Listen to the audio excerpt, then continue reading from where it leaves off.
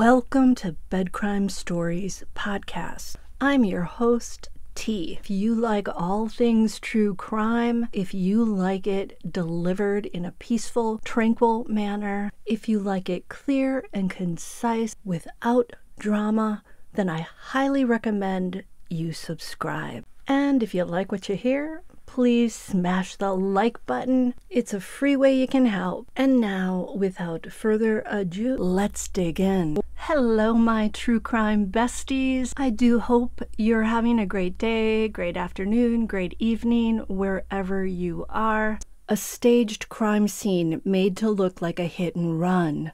A pair of clean white shorts on the pavement. A molar a few feet from the victim, as if deliberately placed there.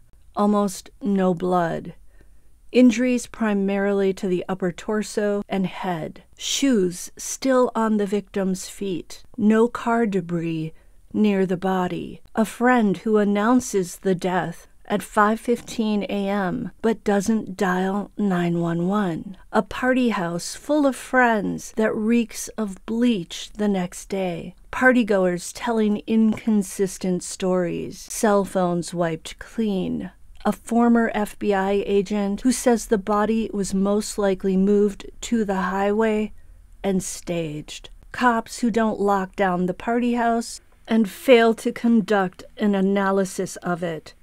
This story really does scream conspiracy. 19-year-old Noah Presgrove suffered the most horrific injuries when he died on September 4th of 2023 in Terrell, Oklahoma. The only thing you can hope is that due to the extent of the wounds, both external and internal, that he died quickly. I've been thinking that Noah died either due to being beaten to a pulp or due to being rolled over by his friend Jack Newton side by side. It didn't occur to me until today that it could be both. What if the 4-inch deep gash to Noah's head was caused by someone swinging a golf club at him, perhaps not planning to do Noah in? Maybe it was an incident fueled by rage, and the perpetrator didn't realize the hit would lead to Noah's death. We know Noah and Jack had fought earlier over girls. Is it possible Noah left the party with a girl, found a place in the grass to nuzzle,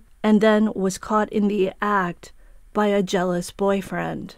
Could that jealous boyfriend have gotten a golf club and used it on Noah without thinking about the potential of fatally injuring him? Then, in a panic, could the person who snapped in rage, and perhaps the girl, have realized that if they call the police and tell the truth, there are going to be some serious lifelong consequences, like maybe a prison sentence? Hitting someone in the head with a golf club isn't something you can say was an accident, especially when the club takes out a chunk of the person's skull, hair, skin, and all. Did one or more of the young adults who were there when Noah was fatally injured then call a trusted parent for advice? Was this when a plan to stage what was supposed to look like a hit and run on the highway was hatched? This had to have been a rushed plan.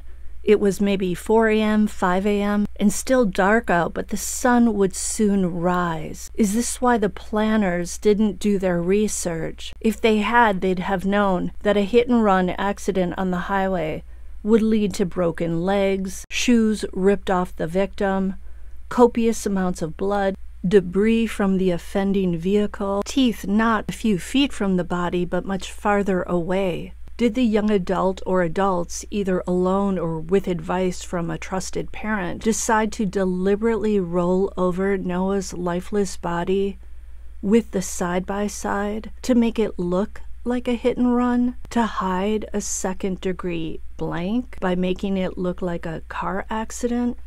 This is pure speculation on my part. None of these people have been charged. Nobody knows who was driving what, or what exactly happened. A former FBI agent said whatever rolled over Noah was heavy and it was likely moving quite fast.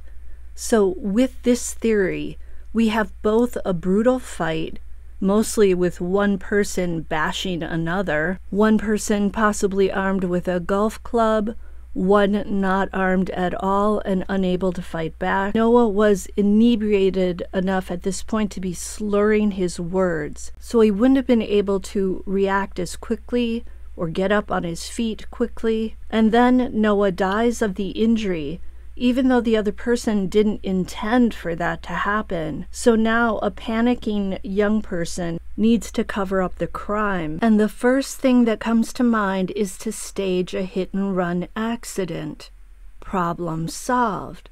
Yeah, well, not so fast. These wannabe staging experts don't realize they've revealed to the authorities through novice mistakes that the crime scene was staged. I mean, they couldn't exactly Google how to make a body look like it's been hit by a vehicle. Cell phones are not your best friend when you want to hide a crime.